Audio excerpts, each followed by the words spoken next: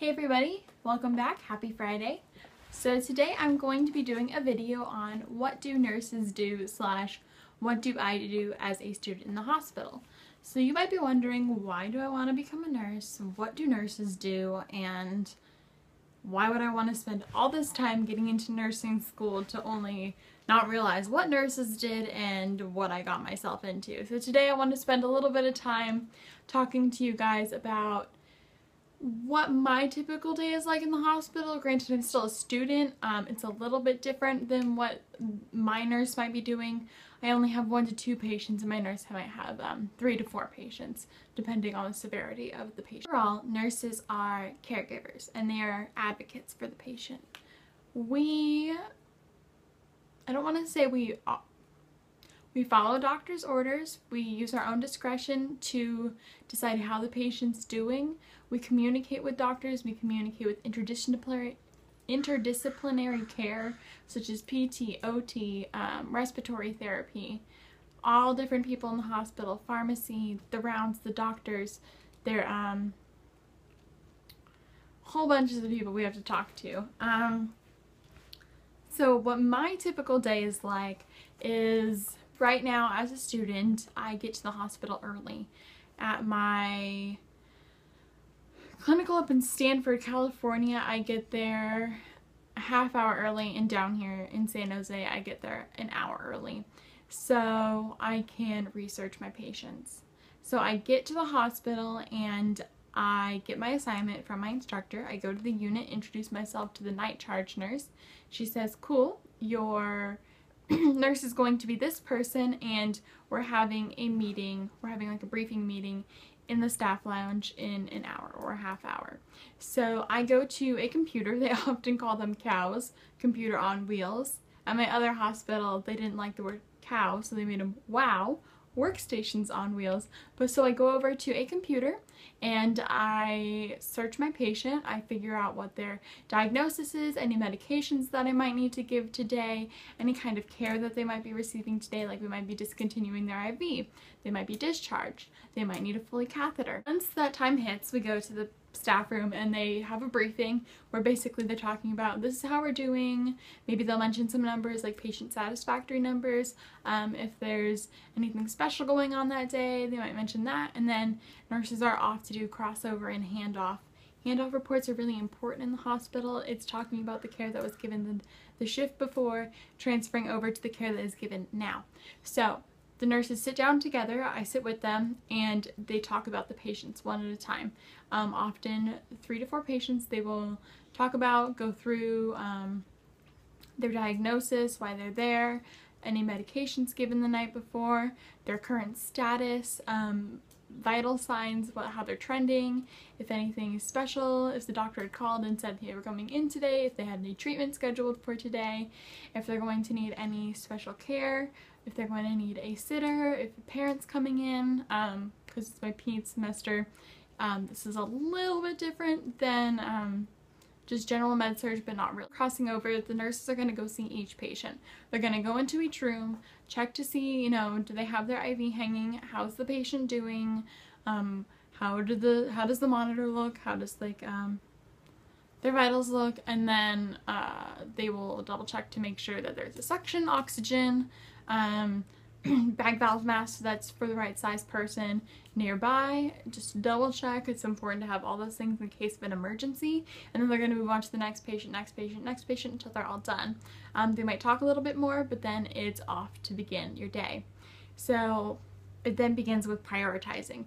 Who's going to need what time, who is the most important to see first, does it really matter who you see first, or does the patient have a sitter, like I was just saying before. You have to decide what way you're going to go about it. And by this time in the hospital, it's around between 7 to 7:30, and I often have 8 o'clock meds to give. So at this point, I will be following my nurse. We might go grab the meds out of the cart. I will have already researched the meds that I'm giving the hour before, and so I can go right into the patient's room and know what med I'm giving, how I'm giving it, making sure it's the right patient and the right dose based on weight for children. Take your vitals, and then you're going to go chart. Charting can be very extensive. You're going to do an assessment on your person, so that might be head to toe. It might just be for my patient yesterday, or whenever I had him, you know, I checked, I looked at his skin, listened to his lung sounds, his bowel sounds, checked his pulses, checked his coloring, his capreasal time, just a whole bunch of different things that you can look at. You can look at the AV site to make sure it's not infiltrated or they don't have phlebitis. Just important things that you need to be observing in every patient. So then the nurse is going to go back and chart that. We use a program called Epic, and we just go chart everything about drop down menu. O2, he was satting at 88, which isn't great, but he's on 3 liters of oxygen, so hopefully we can get respiratory therapy up here and they can give him a nebulizer treatment, and hopefully we can see his oxygen raise, which did happen. He was up to 96 by the time I left, which was good, and he was resting way more comfortably. Other people you might see on the floor are social workers, buddies, volunteers. You'll see the doctors doing their rounds. Often they walk around in a group of people and they talk. They will be like the doctor, the pediatrician, like the third-year residents, the first-year residents. So it's often like a group of 7 people that may be going into a room, or maybe standing outside the room talking about the care of the patient. Nurses also have to but take into consideration discharge. You're thinking about discharge the second the patient comes in. What kind of patient teaching are they going to need when they leave? When do you think they're going to be out of there?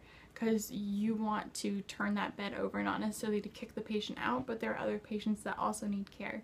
So if the patient's stable and ready to go home, then they need to go home, so we can bring up another patient. You might also be admitting new patients, which means you need to call down to another floor and get handoff, so that you'll talk to the other nurse on the phone and they will tell you what's going on with this patient.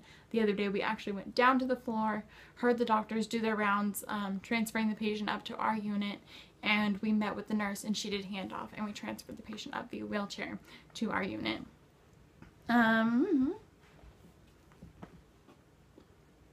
Other people you might see, people doing labs, blood draws. You might actually be having to do the blood draws yourself, so preparing for that, making sure that that's in your list of things to do.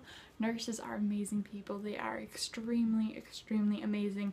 They can prioritize. They can make sure things are done on the right time.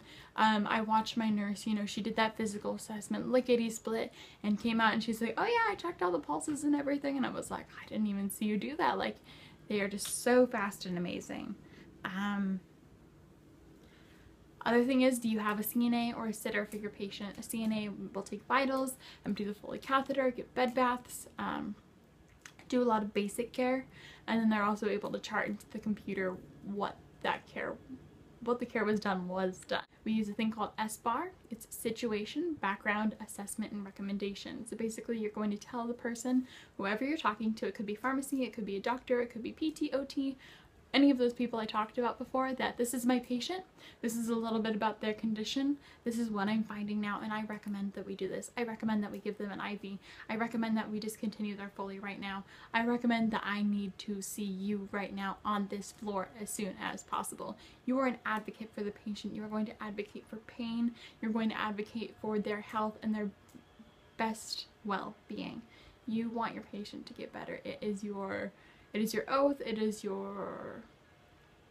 your everything. You are there to give the patient care, to advocate for the patient, and to make them as well as you can and comfortable in the environment that they're in. You might be catching up on charting, you might be talking to the family, doing teaching. A lot of teaching happens in the hospital, answering questions,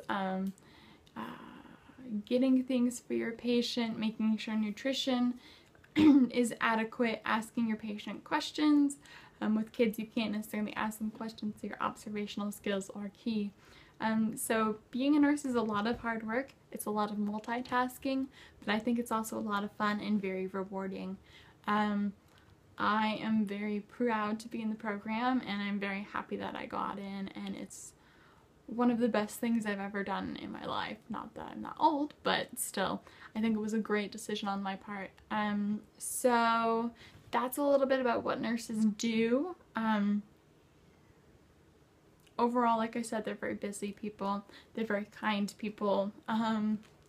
And I hope this gives you a little bit of insight if you're thinking about going into nursing, or if you're